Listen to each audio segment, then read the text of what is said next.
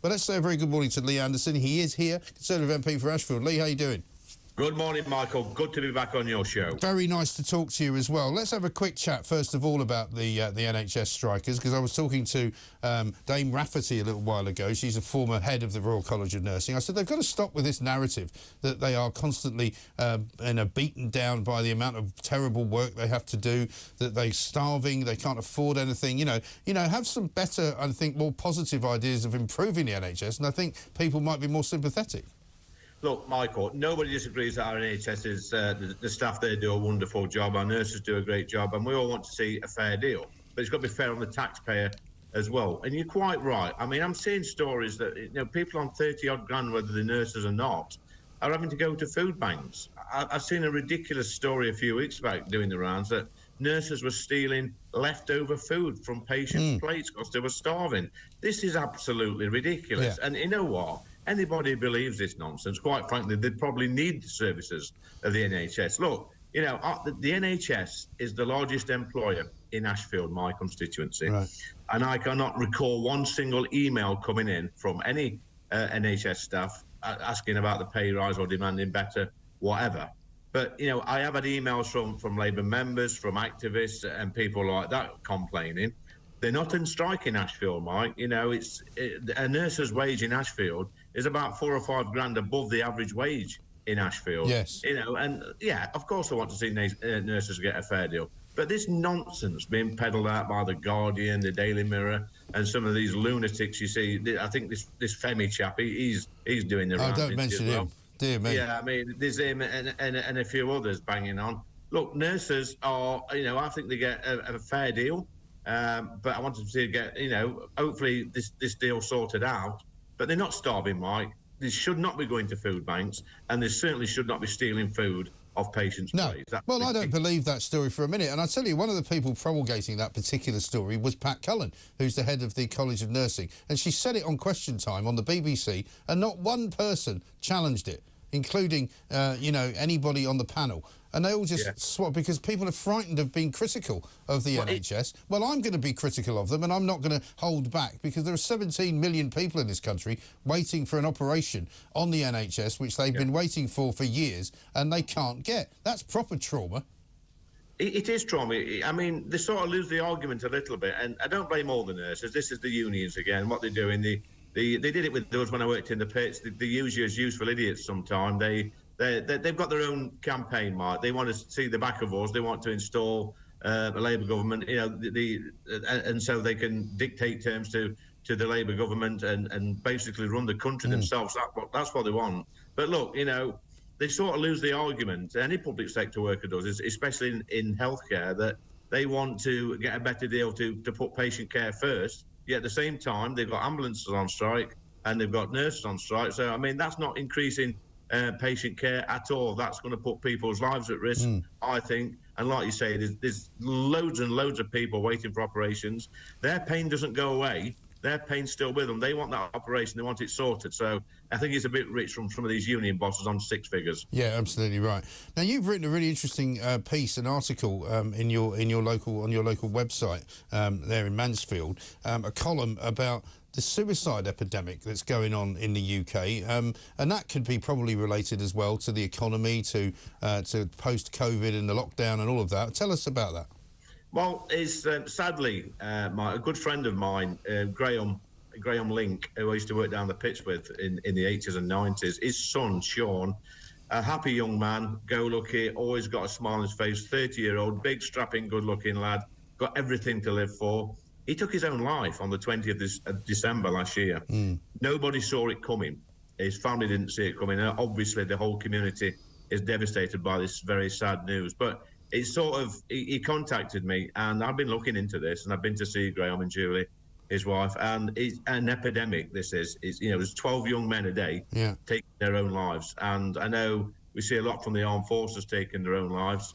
And I think there's also a link to sports and football as well on this, and we have to do something about it. And Graham, his dad, is going to dedicate the rest of his life to raise awareness into male suicide, because out of all suicides, it's 75% of it is male, and it's the biggest killer of men under 40 in this country. It's astounding, and it's really opened my eyes, Mike, to be honest. It is extraordinary. I mean, I've seen many campaigns and a lot of celebrities get involved in it, and we talk about it quite a lot, but it's still happening, and it's good that we talk about it, but I'm not quite sure whether there's any more that anybody can do. I mean, what I've done, Mike, is that the first thing I did, I've called for a debate in Parliament. I want a debate, so we have to put into a ballot every week. I will get a debate. I want to bring Sean's family down to meet somebody in the health department as well. We're doing some charity events. We've got a local charity involved as well, where we're going to broadcast something, maybe share it with Talk TV or something like that. That might be a good idea to get that message out there. But I'm not going to let this drop now. This is going to be my mission now whilst I run the MP for Ashfield. Yes. No, listen, I've got 2 teenage boys, and it's something that crosses my mind from time to time, you know, because they had, you know, the last 2 years a really horrendous time in many ways, because, I mean, my 16-year-old in particular, I mean, he spent the best part of the last 2.5 years not really going to school at all. His older brother, and you're always worried about whether, you know, what are they thinking, what are they talking about with their mates, you know, all of that. Well, you're absolutely right. I mean, my youngest son, I mean, he's a little bit older than your children. He started a new job a couple of years back, working for the Environmental Agency. Yeah. I think he's been there 2 years, and he's not been in the office yet, Mike. So we had that nonsense where they were recruiting people working from home, where they should have been in that office environment, having the crack with the mates, you know, socialising, doing all that stuff. Just walking to work is a simple thing, but it's important. Yeah. But he's not had that. He's been sat at home on his laptop. And I think that's affected my boy as well. So, you know, it's bound to, isn't it? I mean, we are we're human beings. We are designed to interact with other human beings. And if you sit at home, I mean, the row's going on today in the Times. They've got a writer saying that, you know, there's now a real battle because employers have worked out, actually, that telling people to work from home wasn't the greatest idea they ever had. And now they want them to come back. The people who are sitting at home are going, well, I'm not sure I want to.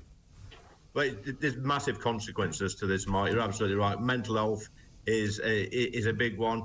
We've made it acceptable for people to stay at home after a lifetime of getting out of the house in the morning, getting up. The simple things, Mike. Getting up, you know, getting ready, having a shave, brushing your teeth, having your breakfast, getting in the car, jumping on the train and going to work, meeting people, having the odd argument, socialising. I was going to say, shouting a couple of cyclists on the way in. Yeah, and having a sneaky peek at Talk TV on your phone with your earphones on when you're pretending to work, which I'm sure some people do, especially when you're on, Mark. Yeah, these are little things that we take for granted that are so important in our lives, and we've lost a lot of that, and we need to get it back sharpish. Yeah, absolutely right. Let's talk a bit about levelling up. The story in the papers this morning, in the Times in particular, saying that some Red Wall MPs are not happy because London and the South East has got more money than the North. I don't know if you agree with me. I think it's a bit disingenuous and a bit insulting, actually, to make out that all the poor areas of Britain are in the north of England. They're not. There's plenty of poor areas in the south. Well, you can look at Jaywick in this. I think that's in the south. That's probably the poorest area in the country. Mike, up in the north and in the Midlands, we're not walking around with ferrets, whippets and greyhounds and getting back sharpish to get the pigeons in. Yeah. That's nonsense. I mean, I have got a flat cap somewhere. It's absolute rubbish. There's pockets of deprivation all over the country, even in the richer areas. And I know people are slagging Rishi off this morning about this £19 million investment, but this is the Catterick Garrison. Yeah. This is where our soldiers are. And their families. They deserve a decent town centre. So, and I've just seen a debate in the chamber where people are going on about this. Shut up. Absolutely shut up. Because I hear the Labour lot moaning about it. You know what? In the north, the Red Wall seats, they've all got something in common. They've always had a Labour MP, they've always had a Labour council, and they've always been left behind. And the first round in the levelling up bid was very generous. I got 70-odd million quid. I've got 2 new schools and more money for my hospital. Yeah. I'm absolutely delighted. Well, don't worry. The champion of the working man, Sir Keir Starmer, isn't anywhere near the Red Wall seats today because he's in Switzerland. He's at Davos, rubbing shoulders with the global elite, telling them all that when they come to Britain, Labour will make sure it's open for them. What he hasn't told them is that he'll tax them so much they won't make any money. Yeah. Well, I mean, he said there were no more money a couple of weeks back, I think, and now he's magicked another 40 or 50 billion what he's going to spend when he gets in power. Look, the man is a wolf in sheep's clothing, Mark. We know that. He'll say anything.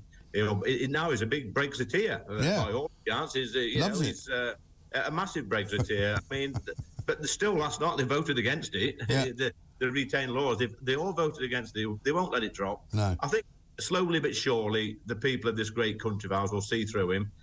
Because, like I said to a colleague this morning, Mike, I sit on the opposition on our benches, looking at the opposition on a daily basis. I see things the camera can't see, and that's about 200 odd people who aren't fit to run this country. And the scary part is, if there's another 100 of those coming in 2 years' time, we're absolutely, I nearly swore then, we're going to be in a right mess. Oh, I know what you mean. Finally, let's talk about the migrants. Apparently, the latest idea the Home Office have got is to tackle TikTok. And they're going to say that you can't put any ads on TikTok because that's why people are coming here. I mean, I think that might be one reason, but I think there are several other things they should be doing, though. Well, I did sign the amendment because it's this is about the traffickers advertising. It's like, obviously, they can't advertise on mainstream TV. Yeah. Mind you don't know these days, but they're advertising their trade on TikTok. And, I mean, I don't use TikTok very much, but I know it's big all around the world. And these young men are seeing these TikTok videos and thinking, you know what, I'm having some of that. I'm going to the UK. So it's just, I think the press have misreported a little bit of this. Look, if I want to go to Dover tonight with my phone and film a boatload of young illegals coming over and stick it on Facebook or wherever, Twitter, I'm allowed to do that under this new bill. This is just another thing. But, you know, the simple thing is, Mark, you know my feelings on this, is to send them back the same day. Yeah. It's absolute nonsense that we're putting up with this rubbish. Absolutely right. Waste of money, waste of time, and certainly people don't want it anymore. Lee, good to talk to you. Thanks, man. Lee Anderson, a Conservative MP for Ashfield, talks great sense and very, very interesting what he's saying about young men and suicide, because that is a terrible blight on society and it's something that we talk about, but maybe we need to talk about some more. We'll do more on that as we go through the week and as we go through the year here in 2023.